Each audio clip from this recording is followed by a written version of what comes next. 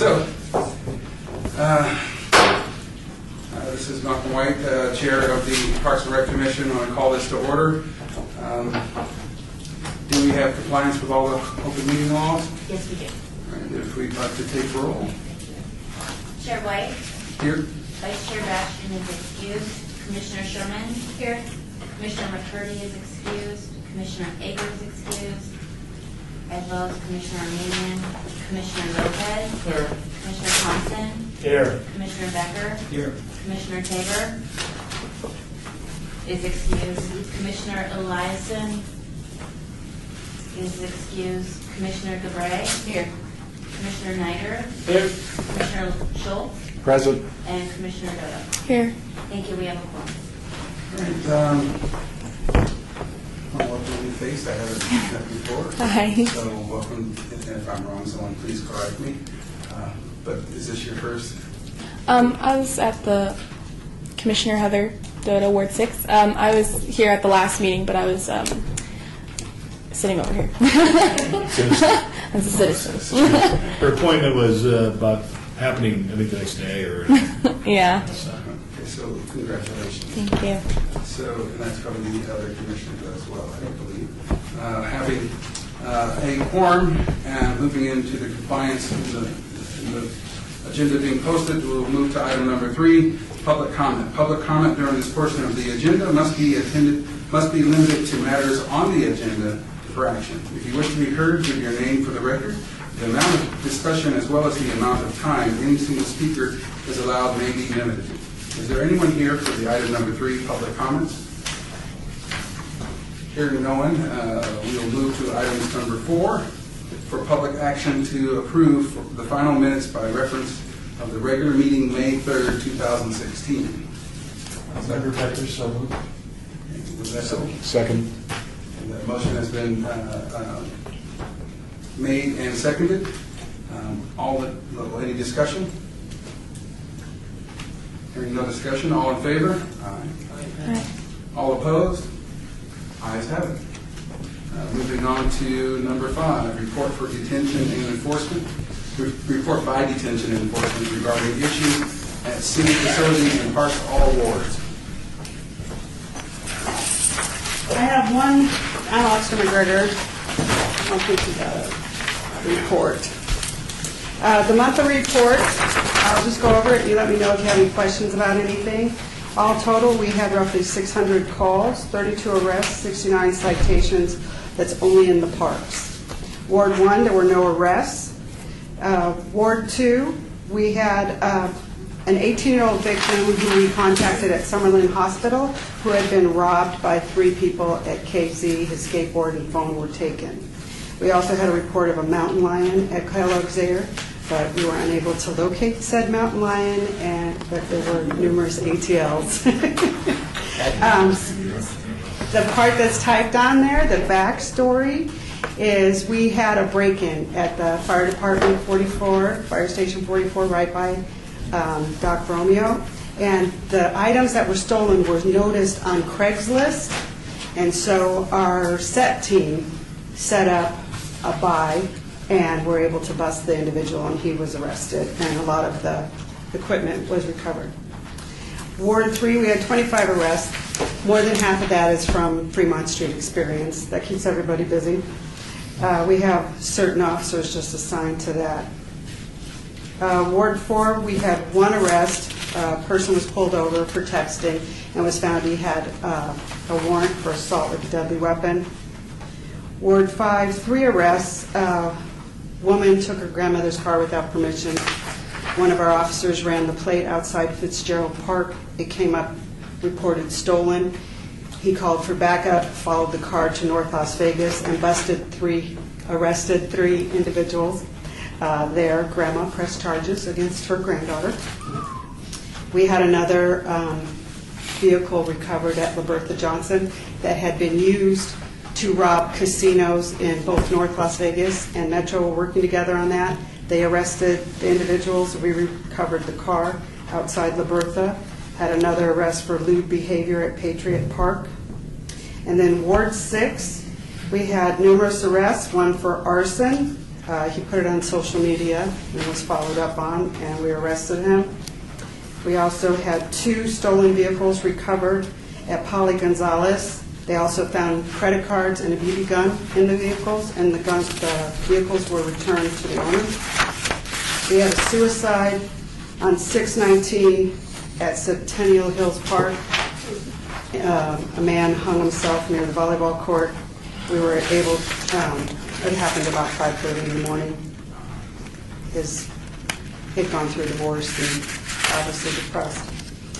At Floyd Lamb, there's a hole in the fence and a battery occurred. The victim refused to press charges, but it was some kids had come through the fence and were riding their dirt bikes, and he had confronted them and they beat him.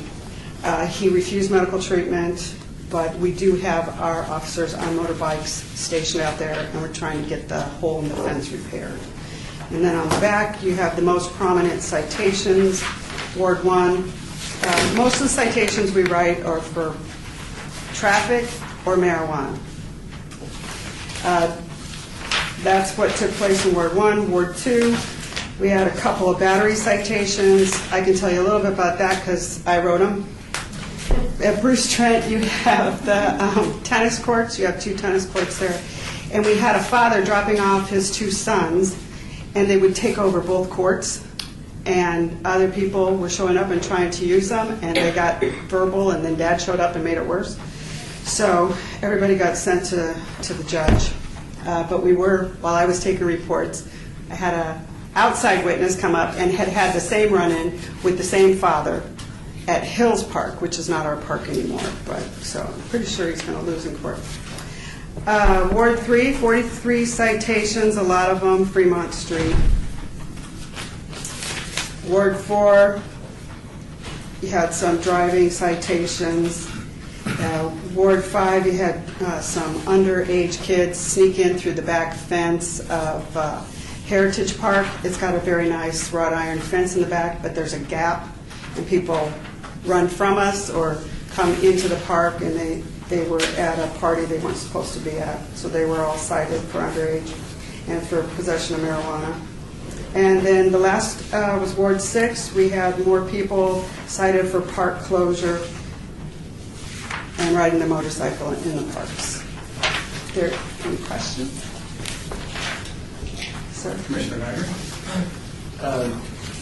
Mr. Niger speaking. If marijuana goes to a vote and it's recreational, what will you do with all your free time? Believe it or not, we won't have a lot of free time. And that's what I mean. You'll be able to get to some. But recreational, I would assume, if they write it that way, they'll have to keep it at home. And so if you're in the park, still be dealing with it. And a lot of, just because it's recreational doesn't mean mom and dad think they can have it at home, so we're still going to be busy. I wish it would be the serious, violent stuff, you know. We take care of the serious violent stuff. Would you like to do some ride-alongs with us? I'll go. All you have to do is sign up if anybody's interested. That's a good idea. I Yeah. was going to say something, but Commissioner Lopez? It's funny that you brought that point up, but let me go back to my original questions. First, good job, very thorough dissemination of evidence, not evidence, but information. How many officers, marshals, are working in conjunction with Metro on Fremont? Do you have a number? Right now, I worked it, so I'll just go one night. We have certain officers that are dedicated to work Fremont Street. We had an officer out on an injury, so I got to work it. It's the marshals' primary area of concern, but there were at that time, and that was a Thursday night, there were 2 Metro officers on bikes. We were working together. We were sharing information because we had dealt with this person or watched this, just back and forth. So that night there were 2 marshals and 2 Metro. But that was a Thursday night. And the next night they were going to have more because they had a band coming and more things going on. And the second thing is Circle Park. That's been a challenging area in our ward over on Maryland and Charleston. Have you heard anything about, It's becoming more of a problem. We're citing, we're doing a lot of enforcement for alcohol because you're not supposed to have any alcohol in the parks unless you have a permit. and jaywalking, because it is a traffic problem, the way it's set into the traffic and everything.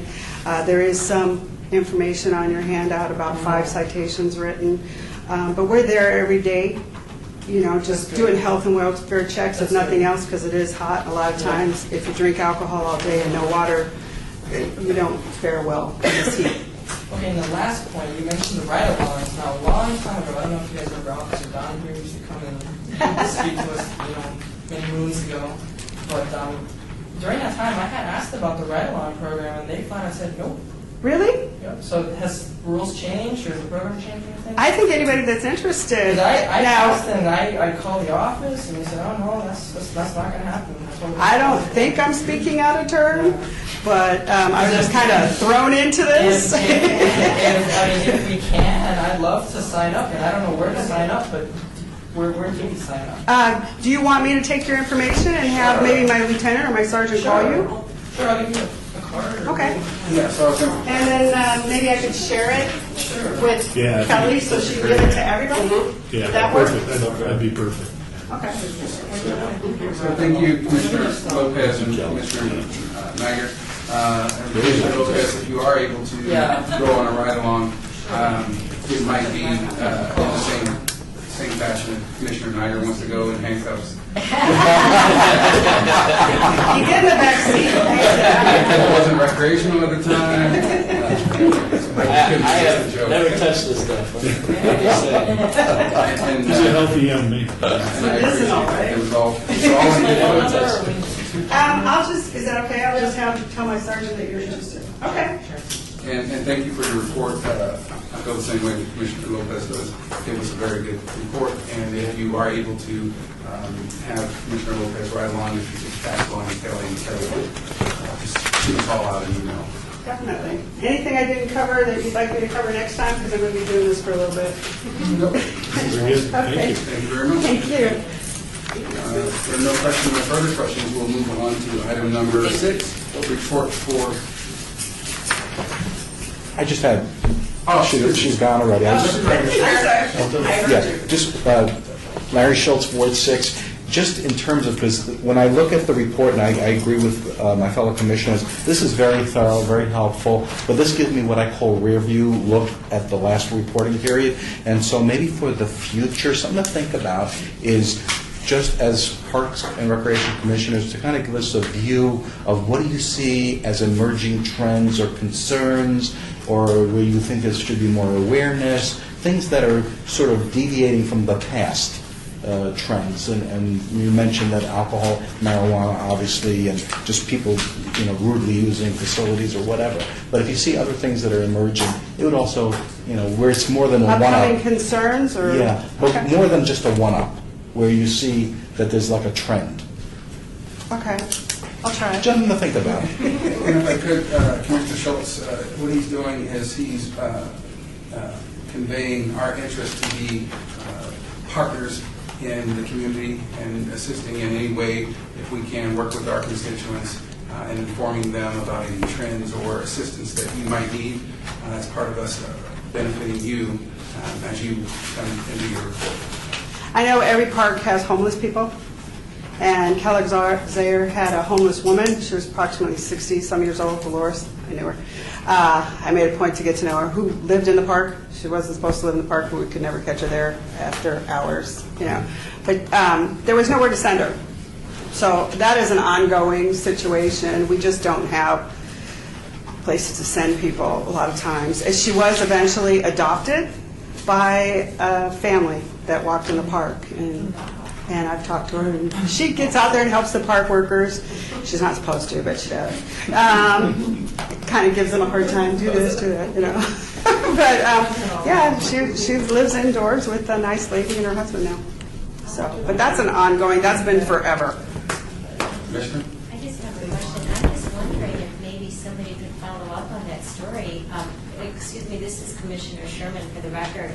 And just as a human interest story, I think that's really something that might be followed up through either the city of Las Vegas or through this board, because that's something, I know I used to be a volunteer for Nash Village, which is no longer in existence, and the homeless is a serious problem in the city. And if people are willing to reach out in these types of endeavors, it might be inspiring for other people to do so as well. That'd be great. Thank you very much. If there's no further questions, Thank you. Thank you. we'll move to item number 6, report by operations and maintenance on park maintenance and upgrades, all awards. Good afternoon. I think I'm going to take a seat. How's that? Rosa Cortez, a Parks Maintenance Manager. Well, it's definitely summer. We see a lot of activity, a lot of use in our parks. Back in, I think it was in March, we started doing overtime on the weekends to assist with the high usage of the picnic pavilions and everything. We since stopped the overtime because we started the student intern program that I had mentioned a couple months ago. So the students are on board. They've been with us for 3 weekends now. It's working fabulous. We have a crew coming out of the West Yard and a crew coming out of our East Yard, and they're targeting the regional parks throughout the weekend, and that's assisting the rest of the weekend crew that we have on board with the rest of the parks in our city. So that's working out. And they're going to be with us until August, I think, 20th that weekend. So we still have quite some time with them. Some of the things we're working on right now, Stewart Place Park has been one of our highlights lately. There's some turf replacement and curbing we're going to be installing, working on some wall improvements, working with the property owners in the area out there. And All-American Park as well. We have continually worked with we'll call her, I guess, the protector of the feral cat colony. So we've been doing some work in the wash there, trying to mitigate some things for her. That's ongoing as well. And we have some park tours scheduled the last couple of months, but they've been canceled, unfortunately. So not sure where we're at with that. So the first one that didn't happen was Ward 6, and then Ward 1 didn't go through. So we're still up for doing those. I know it's a little hot right now, but if any of the other wards would like to start that again, just reach out to me, and we'll set that up.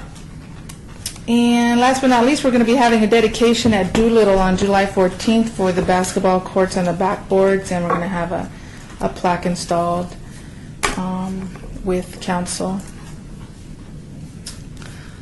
Well, thank you. Any questions, concerns? Commissioner Lopez? What time is that dedication? On July 14th, I think it's in the morning, 8:30? It's early. It's like 8:30 in the morning. Chairman White, and I have a question. Is it possible for the tours to have a party bus, food and beverages? If Parks and Rec can accommodate. Sure. You do this because of the love of serving the community. Yes.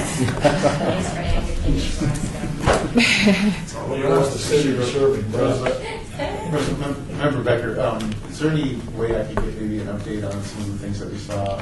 I know like the plaque was cleaned up in one of the parks, but on some of the things that we did see during our park tour? Sure. How would you like me to disseminate it to the board, or? Would that be most appropriate? Or Yeah, I mean, that way, with Director Hacker, yes. That would probably be the best way. That way it can be distributed to all the commission members. Sure. We can start doing that from now on. After our tours, we can send an email back to the board. Thank you. Thank you, Commissioner Becker.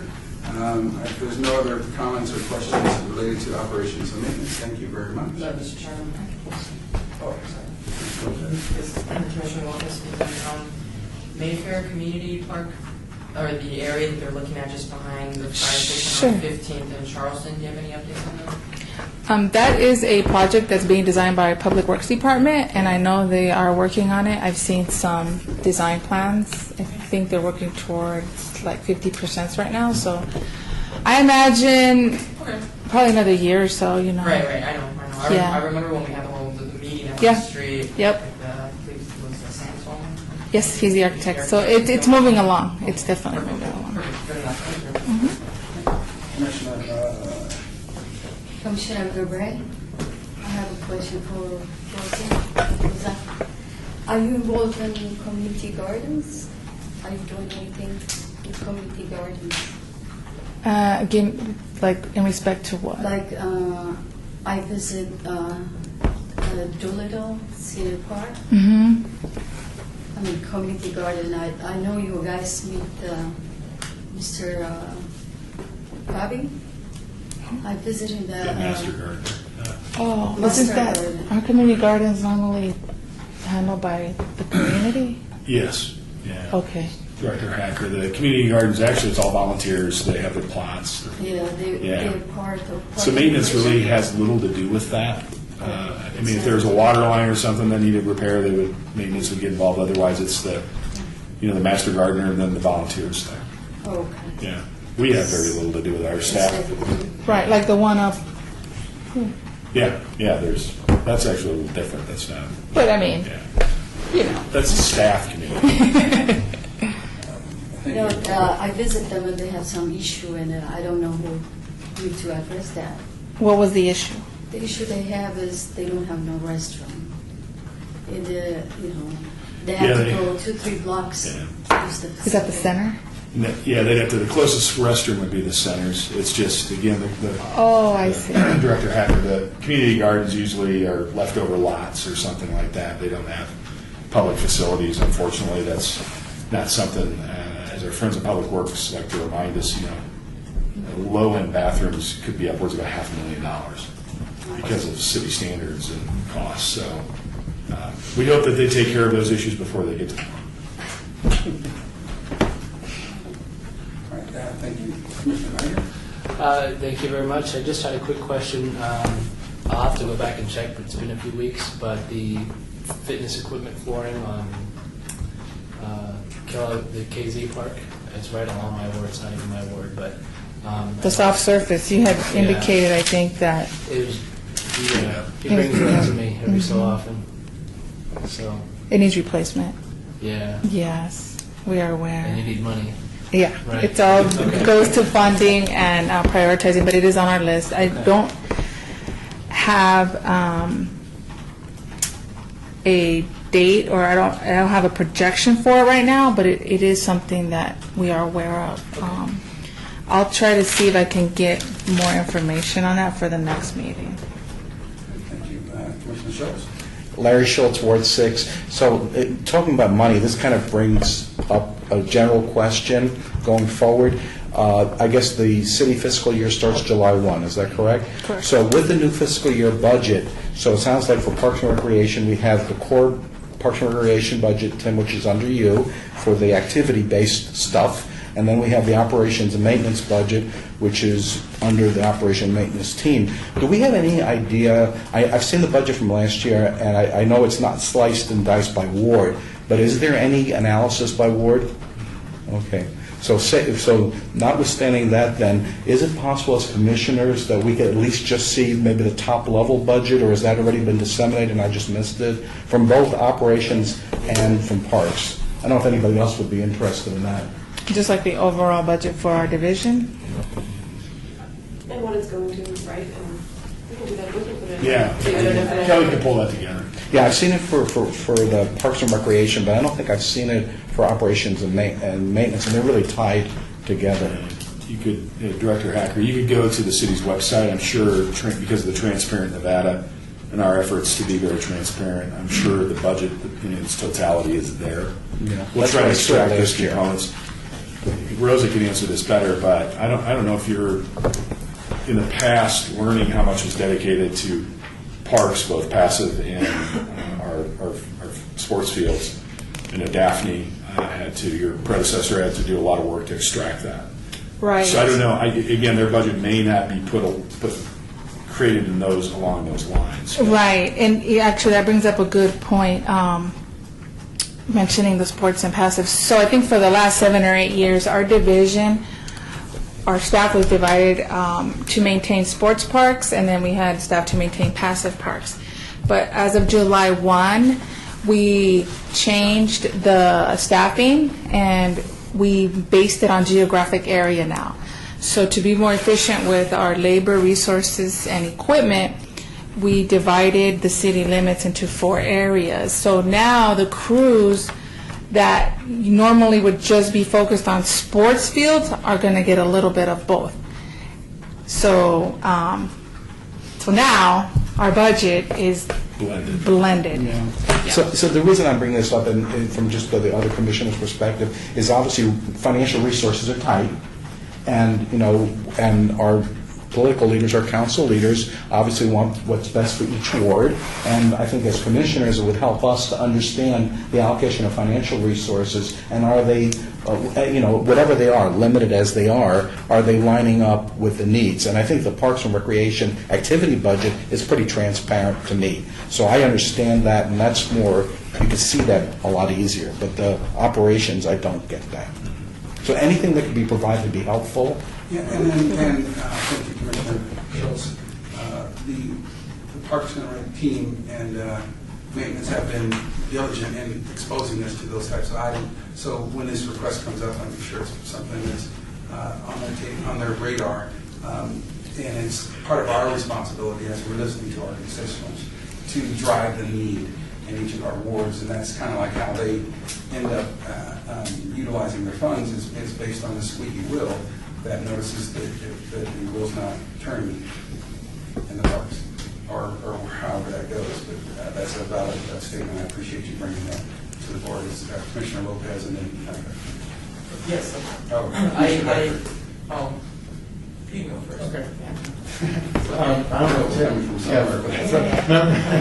Member Becker, I don't know if Tim or Rosa, I don't know if you can answer that. Have we actually been presented how they, the city's been split up into 4 sections? Because I don't recall.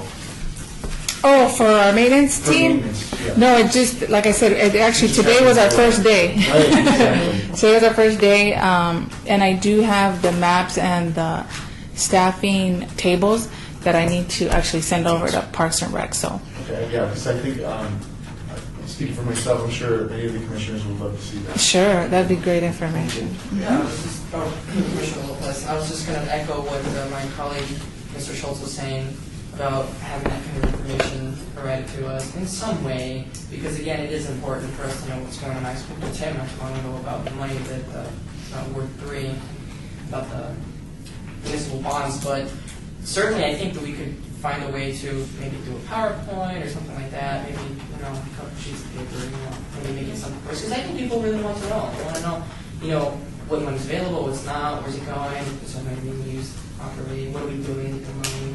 And those are important questions that have to be addressed. So I'm all with you on that one.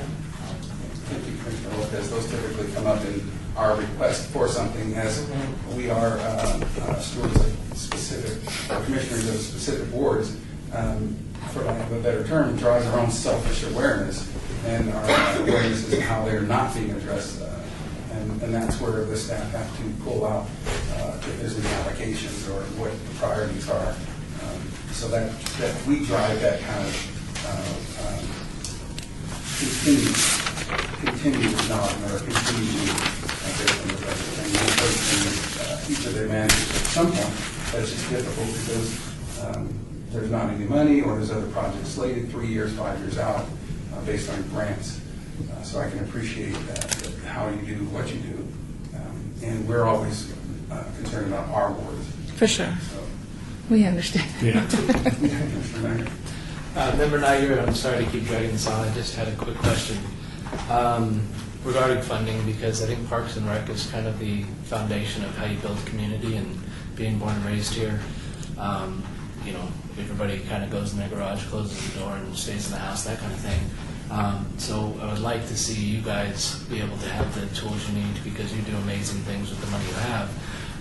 And one of the ways I've seen, and just by going to the luncheon last week, the Las Vegas license plate pulls in a couple $1 million a year, and that was meant to be a one-time thing like a decade ago.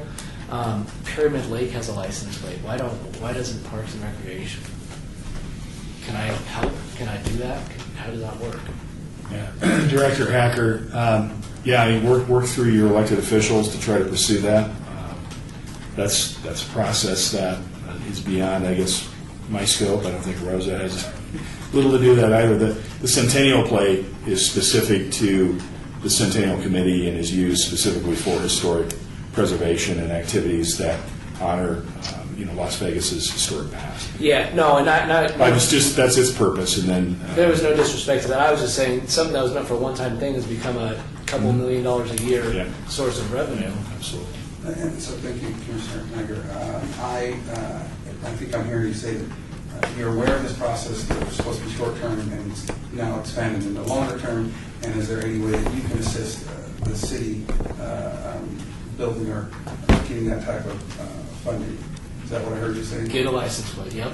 So that if you are aware of that process, then I think you could bring it back to one of the commissioner meetings and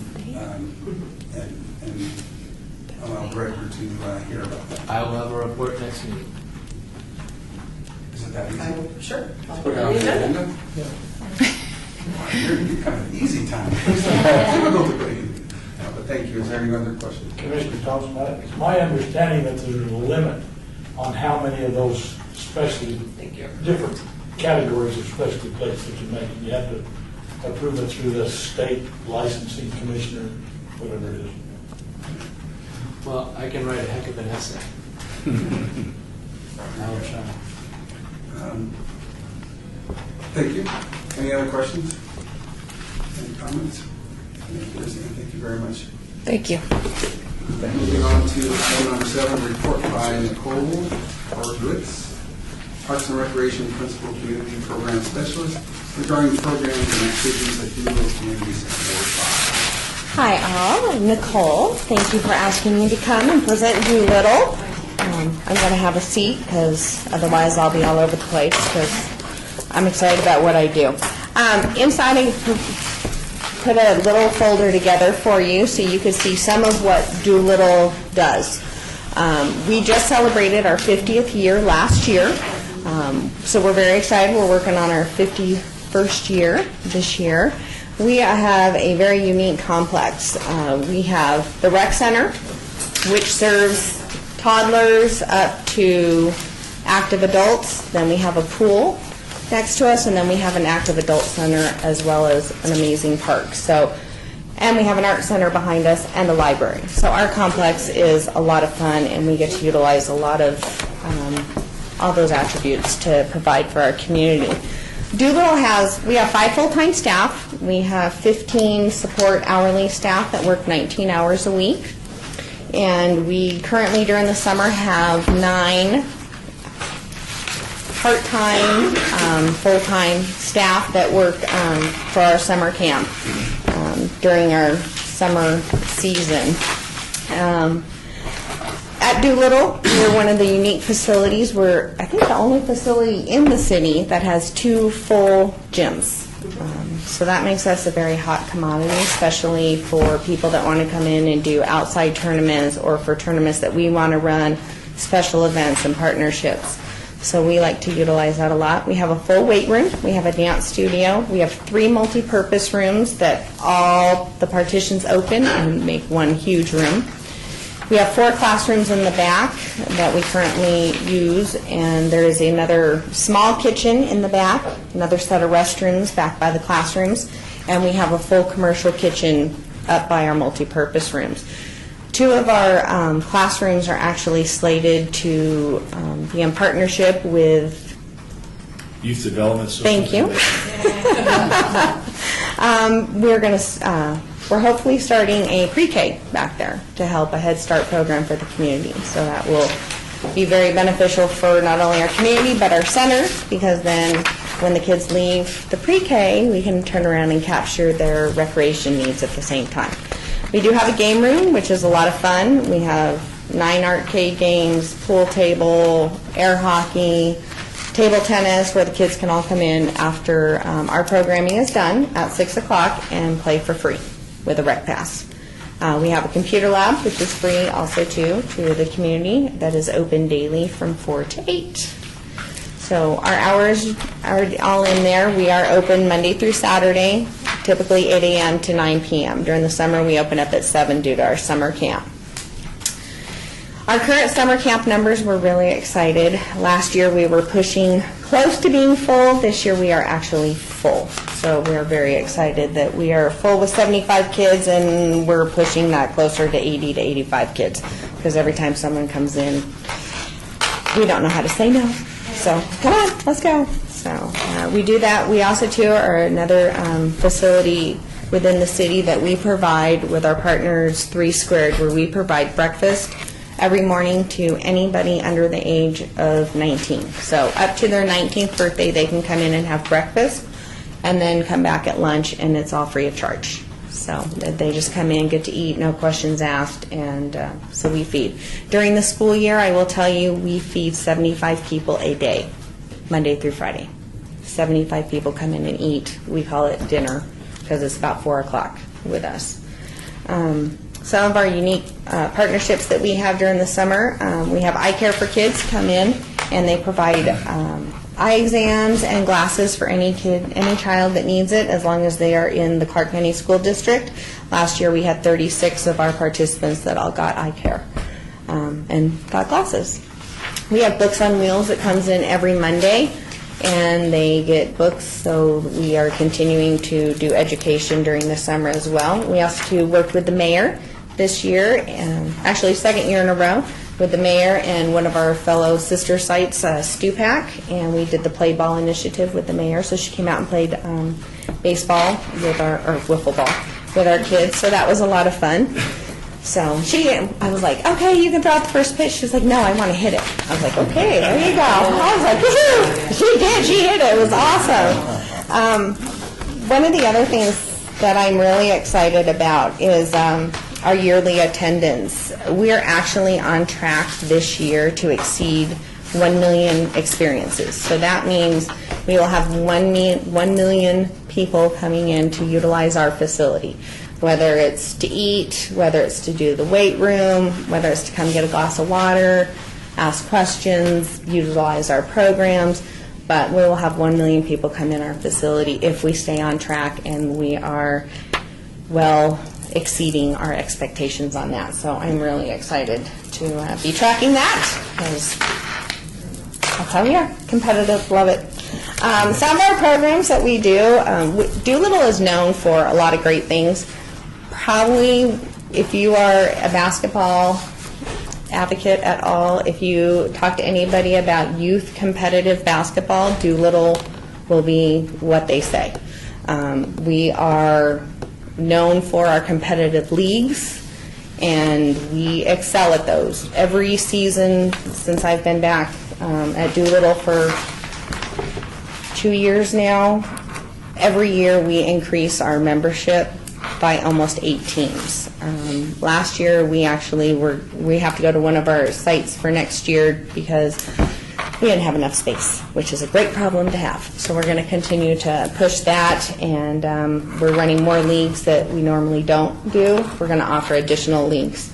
We have Tot Sports Mixers. Our martial arts program in the last year has doubled. We went from 7 participants. We're now at 16 participants, and we have 2 classes. Let's see what else. We've now partnered with the library district, where we're offering ESL and reading classes. Those are free to the community. They just have to come on in. We have some great partners that we work with. Metro, we work hand in hand with. Adopt a Cop program. We'll have officers come in. They come in plain clothes for 2 days. On the 3rd day, they come in their uniform.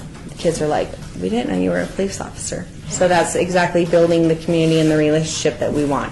Want them to know that everybody is the same and they're there for good purposes. A couple other special events that we do that are great is Breakfast with Santa. We provide Christmas to 90 kids in the neighborhood that would not have Christmas otherwise. This year we added the component and we provided dinner. So every family that left with turkey, all the fixings, everything, so they could have Christmas dinner once they left our facility. We do a mini March Madness with some of the historical West Las Vegas elementary schools. So they all come in and compete. It's a partnership that we have with Commissioner Weekly, and he will actually provide jerseys and everything else for the teams. and they actually play a mini March Madness, so it's a great event. We do Seussville, where we bring in our sister sites and elementary schools to provide with the library. Seussville. We also too do a turkey shoot, a Unity Fest, which is really fun. That is our community. We call it like a block party. So we get the art center, the library, the senior center, and we all get together and we have a huge community partner party that day. Really proud of our teams. They go every year and present at the YNAP and get roughly a $1,000 scholarship, and they turn around and put on a community event. 2 years ago they did one for the teens. This year they did it with the seniors, which I thought was great because it was working with our generation to generation. So we like doing that interaction a lot. I also too listed on the back that you can see, because we have lots of great, amazing partners. Some of our newest ones are UNLV and CSN. They're coming in and going to actually hold tournaments at our facility this year, and we do have a couple new programs that are coming on board in the fall and actually starting in August. One is our Explosion Cheer and Dance team. So back probably 15 years ago, Doolittle had a cheer team called the Jam Squad, and they were amazing, and it kind of went away, and now we're bringing it back just with a little bit of a new name. And we've had great response from the community. It's something that they've asked for, so we're serving. Also too is Biddy Ball. So we're one of the only, we are actually doing a competitive league with Biddy Ball. So not a rec classes, but for 4 and 5-year-olds where they can actually get in and start competing. And we have lower hoops, and so we're excited about that Biddy Ball class, ballet, and we have Zumba starting on Fridays. So that is Doolittle. We are busy. Thank you. I have a question. Yeah. It seems like Director Hacker is trying to look under 18 or he's under this.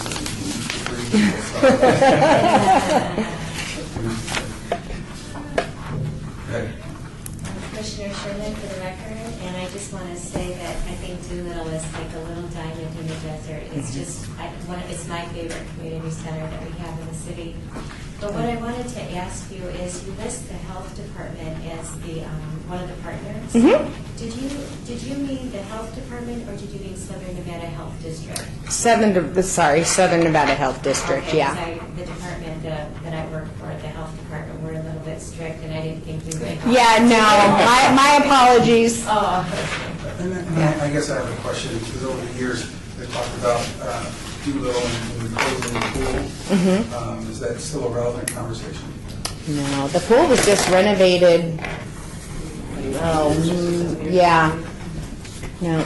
Our pool is open Monday through Saturday from 1 to 5. Oh, no, it's open. Oh, you enclosed, I'm sorry. Oh.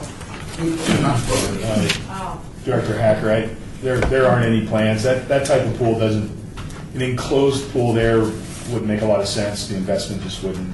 Yeah, just reflecting on the conversations periodically every third year, so if that individual that represents that ward brings it up. So, thank you for your responses. Lopez, Gary. Okay. No, Lopez first. Yes, Commissioner Lopez, for the record. You mentioned something about Christmas dinners, Christmas. Is there any way that people like us could partake in that, volunteer? Because that's something that my family does every Christmas. We go to a rescue mission, or even there's a place right by my house in Maryland, in St. Louis, it's a church, and we feed homeless people. We feed. So I would definitely like to be a part of that whenever that time comes. If you guys could let us know. Absolutely. It's every December, typically the 3rd Saturday in December, but I'll get with Kelly and she'll put it out there. That would be great. We'd love it. Thank you. Commissioner Gilbert, I just want to say thank you to Nicole for coming and give us an update about the programs. And I love the community, the center. I visited so many times. I like the staff and yourself. Thank you. They're very professional, and I just want to say thank you so much. Thank you. And another thing I want to say is, when you're doing dinners, free dinners for the kids, Who come and cook that food for you? It's actually brought in every day with 3 Squared. So they come in and bring us in boxed lunches, and it's refrigerated, and then kids just come up and they get a milk and a meal every day, and there's no preparing it. So, because the whole licensing and that would be, so 3 Squared come in, does it, and it's 0 charge to us and to everybody. Do you need anybody to come and do community service? If you would ever like to come out and help, we'll train you how to do it, and absolutely, yeah, anytime you'd like to come out. We'd love to have anybody. Commissioner Schultz. Larry Schultz, Ward 6. I want to say, just as I've heard about some of the other center programs, you have an exciting program. I feel your excitement. I love it. I think this is what it's all about. And I like the 1 million projected experiences, clearly growing, clearly touching more people, which is what it's all about. I do have 2 specifics of questions. One is I see you have a teen council. So if you can give us kind of an idea of the volume of participants and the objectives, and then on the English as a second language, I see we have that as well. But in terms, again, volume of participants and their backgrounds, and again, kind of how has that worked? Was that, what kind of results have we had? Okay. ESL, I'll start with that first. That was actually a new program. We've just started, they just finished their first 6-week session through the library district. They had 8 participants. All 8 participants graduated. So we are bringing it back. They start back in September. Sorry, I would have to look at the calendar. But the first week in September, they're coming back, and everybody just has to sign up, and they can come in for free. And they have to go through the 6 weeks of classes, and then they can graduate and go to the next class. So it was a lot of fun because when people came in, we asked them to get their rec pass, and there was a language barrier, and by the time they left, the language barrier had really diminished. So it was a plus. It was huge. So we're excited to see where that's going to continue to go, and they meet 5 days a week. Wow. So 5 days a week for an hour and a half. So it's intense, and that is free of charge to them as well. So. And then the other question, I'm sorry, Teen was Council. Teen Council. Those are our leaders of tomorrow. We actually have 14 participants in that program. Doolittle is actually, we don't have an actual high school that is very close to us. We have Andre Agassi, and then we have the rest of our participants that come from Legacy, Shadow Hills, we have Western, we have a couple participants from Rancho. So it's really fun to have them where they all come in and interact. So we have a couple kids come over from Agassi, we have a couple kids come from Legacy, and so we have 14 kids. They meet once a week on Thursday, and they are planning they go with part of our partners of Batteries Included, and we'll go on college tours. Some of them work with some of the commissioners and other dignitaries. One of the things that we're going to do for them is building as being our leaders of tomorrow. For our Biddy Ball Basketball League, we have to have coaches.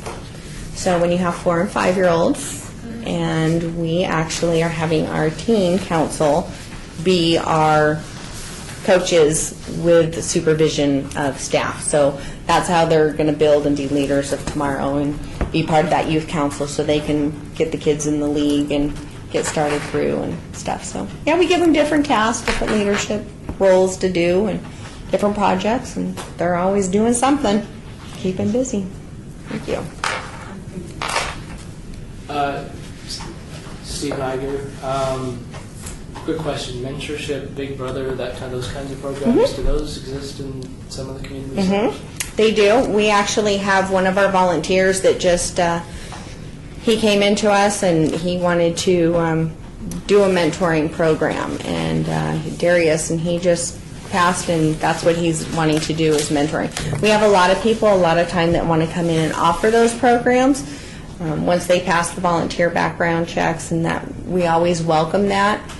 We are finding that it's hard that they don't want to stick it out all the way. So we're finding The mentors. The mentors. The program. Yeah. Yeah, the program coordinators. And then the kids sometimes, depending on who they are and that they mentor, sometimes they'll stay on, sometimes they won't. We've had a huge success with Metro. A lot of the Metro officers that have come over and been part of the Adopt a Cop program have come back and mentored some of the participants. And they'll stop in and they'll check in on the kids and meet up afterwards. And so, yeah. But no real solid like community program, or community partner with you guys. It's all kind of guys that come up. Yeah. If I may, Director Hacker, Big Brothers and Big Sisters, we have a long-standing relationship with them. There's just not a Big Brothers, Big Sisters real close to Goodwill Community Center. It's down Martin Luther King Boulevard quite a ways. Right. So, but East Las Vegas and Chuck Minker, two centers that work with Big Brothers, Big Sisters on South Stewart. We did partner with Big Brothers Big Sisters. They actually bring a group of their kids over to our youth council as well. And So the youth council through Batteries Included, which is part of the youth development social innovation department, ITSE, I like to call it. We work with them. We house, in I think almost all of our community centers, we house a youth leadership board. Yep. Thanks. All right, thank you. Are there any other questions for Nicole? Thank you. Thank you. Have a good night. Thank you. There's no other questions. We'll move on to item number 8, report by Tim Hacker, Parks and Recreation Director, regarding department announcements. All awards. Thank you, Chairman White. First off, just want to thank those who were able to attend the appreciation luncheon. I know Kelly was there representing her department. Mr. Nadger said he had, who else was able to go? We had 3? Elizabeth? Okay, great. Well, thank you for going and representing the board, and that's hopefully you had fun. Learned a little bit about the other boards that are there. Also, this month is July is National Parks Month, so we're strongly encouraging people to get out and enjoy our parks all the time, but of course, especially through National Parks Month. Excuse me. It's also the, it's also the National Parks Centennial this year. It is the National Parks. Yeah, our NRPA National Parks Director Association. To integrate that with the city? Absolutely. Yeah, we're hosting an event at Get Lorenzi Outdoors Park. Nevada Day Yeah. is October 15th at Lorenzi Park. Excellent. So it's And we're with the National Park Service. It is. It's the big. I believe actually at that event, the Secretary of Interior is going to be Oh, there. okay, Yeah. Oh, wow. Yeah. And that's going to be. You'll get more information on that. That's going to be a big deal at Lorenzi Park. So we'll keep you informed on that. But it's 2 things. There's National Parks Centennial, and then there's just National Park Month. 2 different things. So we celebrate everything we can to get people outside. There's no doubt. Another thing Kelly reminded me of is the fact that we are continuing to offer $5 Red Cross swimming lessons. I think, just over the weekend we had yet another tragedy where a 6-year-old drowned in a pool. We don't believe there's a reason that a young person should ever drown in this community. We've got great facilities, as do our partners in Henderson and the county and North Las Vegas, to teach children to swim.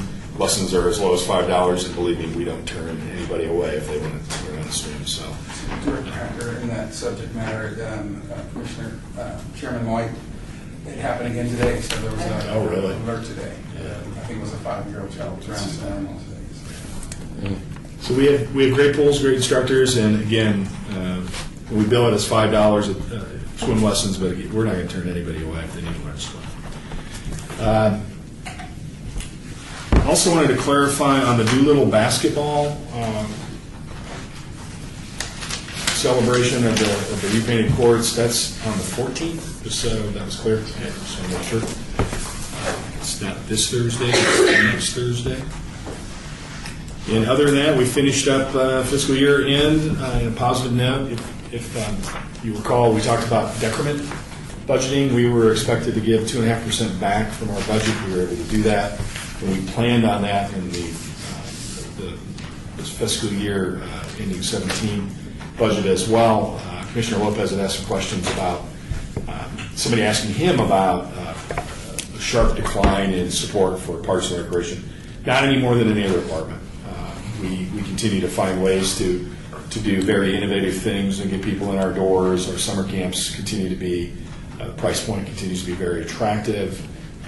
We had two of our centers, Cimarron Rose and Mirabelli, actually do a teen adventure camp that I was able to participate in 2 activities where they're getting them out. One was river rafting in Black Canyon, and another one was kayaking on Lake Mead, the 2 that I participated with, but taking them hiking in Mount Charleston, but other activities like that. But to engage 6th graders through 9th graders, you know how difficult that is. And to do it in a summer camp, kind of format, so, applaud the staff that are doing that. We hope to extend that into our other centers going next year. This is kind of a test to see if there's any interest, and there seems to be. Out of those 2 centers, we've averaged between 30 and 40 participants on a daily basis, so that's been pretty good, pretty unique. So things are going well. We got a lot of support from the 7th floor. As you all know, when you talk to your council members, they do believe that Parks and Rec plays such an important role in building community to make life better. And we have survived in a lot of areas where a lot of other cities have done away with programming. So again, that's because of the support here, that's support that we get from our elected officials, and the community really appreciates what we do. So with that said, that's all I have at this point. Thank you. Excuse me. Thank you, Director. Are there any questions? Director Hackner? Hearing no questions, we'll move into item number 9. Citizens' participation. Public comments during this portion of the agenda must be limited to matters within the jurisdiction of the Commission. No subject may be acted upon by the Commission unless that subject is on the agenda and is scheduled for action. If you wish to be heard, give your name for the record, the amount of discussion on any single subject, as well as the amount of time any single speaker is allowed may be limited. Is there anyone here who would like to participate in the citizens' participation? Item number 9. Hearing no participation, meeting adjourned. Thank you.